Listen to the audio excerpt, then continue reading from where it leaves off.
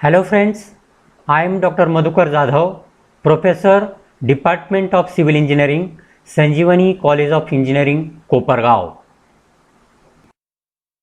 In this lecture, I am going to cover classification of surveying, then important terms used in surveying such as ranging, chaining, offsetting, plan and map, and scale and RF.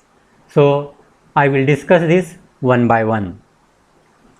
So, starting with classification of surveying. Surveying can be classified as primary classification and secondary classification. So, we will study primary first. As per the primary classification, surveying is divided into two major categories as plane surveying and geodetic surveying. In plane surveying, curvature of earth is not taken into consideration. This is because plane surveying is carried out over a small area. So, the surface of the earth is considered as plane surface, or we can say horizontal surface. In such surveying, a line joining any two points is considered as a straight line. The triangle formed by any 3 points is considered as a plane triangle, and each angle of the triangle will be a plane angle. Plane surveying is considered or done by state agencies such as Public Work Department, Irrigation Department of a particular state. Plane surveying is done when the area is less than 250 square kilometer. To make calculations in plane surveying, we have to use formulas of plane trigonometry. Survey for the location and construction of highways and roadways, canals, landing fields and railroads are classified under this plane surveying. In short, when the extent of area is small, then in such cases we have to perform the plane surveying. Next one is geodetic surveying. In geodetic surveying, the curvature of earth is taken into consideration. It is extended over a large area. In this surveying, a line joining any 2 points is considered as a curved line. The triangle formed by any 3 points is considered as a spherical triangles, and each angle will be a spherical angle. Geodetic surveying is conducted by the Survey of India Department and is carried out over an area exceeding 250 square kilometer. Means when the extent of area is more, in that case we have to consider the curvature of earth, and this particular surveying is called as geodetic surveying. Next, secondary classification of surveying. Now, as per the secondary classification, survey is classified into different categories. First one, based on instrument used. So, depending upon the instrument used for the survey, the name of that instrument is given to that particular survey. First one, chain surveying. Second, compass survey. Third one, plane table survey. Fourth one, theodolite survey. Fifth one, tachometric surveying. And sixth one is the topographic surveying. So, in this, different instruments we are using for the surveying, and the name of that instrument is given for that survey. Then second classification, based on method of surveying. So, as per the method of surveying, survey is classified as triangulation survey and the traverse survey. In case of triangulation survey, we are dividing the area into different triangles, while in case of traverse survey, the traverse may be a open traverse and may be a closed traverse. Next one, based upon purpose of surveying. So, as per the purpose, survey can be classified as engineering survey, mine survey, and the military survey. Engineering survey means when we are doing the survey for different civil engineering projects, then that survey is called as engineering survey. Mine survey, when we are doing the survey for mines, then that survey is called as mine survey. And when we are performing the survey for military purpose, then that survey is called as military survey. Next classification is based upon nature of survey field. So as per this classification, we can classify the survey into land survey, marine survey, city survey, cadastral survey, topographical survey and hydrographical survey. Land survey means when we are using the survey for measurement of different farmlands, then that survey is called as land surveying. When we are performing the survey in ocean, then that survey is called as marine survey.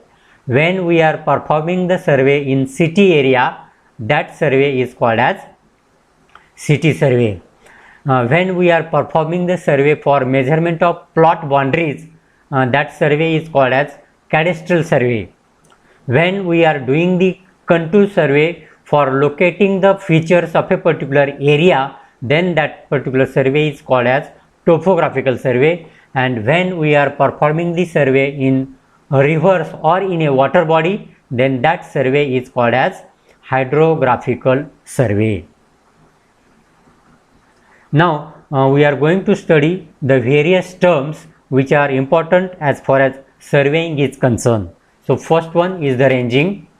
When a survey line is longer than a chain length, it is necessary to align intermediate points on a chain line so that the measurements are along the given straight line. So thus the process of establishing or locating intermediate points between two end points of a survey line is known as ranging. So for measuring lengths of different lines whose length is more than one chain or one tape, then ranging is very much important. Next one is chaining. It is the common method of measuring distances. Means when we are measuring the distances with the help of chain or tape, that process is called as chaining. In this method, distances are directly measured in the field by chain or tape or with the help of some modern instruments. Next one, there are various types of chains. First type is called as metric chain, and this chain is available in length of 20 meter or 30 meter, and these chains are made up of 100 or 150 pieces called as links of 20 centimeter or 30 centimeter in length, and one link is made up of mild steel wires of 2 mm diameter. Then for the measurement we can use the different types of tapes. So tapes are used for more accurate linear measurements in surveying and are classified according to the material used for their manufacturing. The different types of tapes are linen or cloth tape, woven metallic tape, steel tape, synthetic tapes and the NVAR tape. Next one, traverse. So traverse is a frame formed by series of connected straight lines. There are two types of traverse. One is called as open traverse and second type is called as closed traverse. So in this figure, A, B, C, D is the open traverse, generally for survey of roadways, railways, canals, drainage lines and many more. We have to use the open traverse. While for the construction of dams, reservoirs or for measuring farmlands, we have to form a closed traverse. So these are the two types of traverse, open traverse and the closed traverse. Traversing or traverse survey is a method of surveying in which a framework of traverse is established in the field to be surveyed. Next one, different types of traversing are chain traversing, compass traversing, plane table traversing, and the theodolite traversing. Next one, offset. The lateral measurements taken from an object to the chain line is known as offset. Offsets are taken to locate the object within a reference to the chain line, and the process is known as offsetting. There are two types of offset. First offset is called as perpendicular offset, and second offset is called as oblique offset. So we will see this one by one. First one, perpendicular offset. When the lateral measurements are taken perpendicular to the chain line, then that offset is known as perpendicular offset.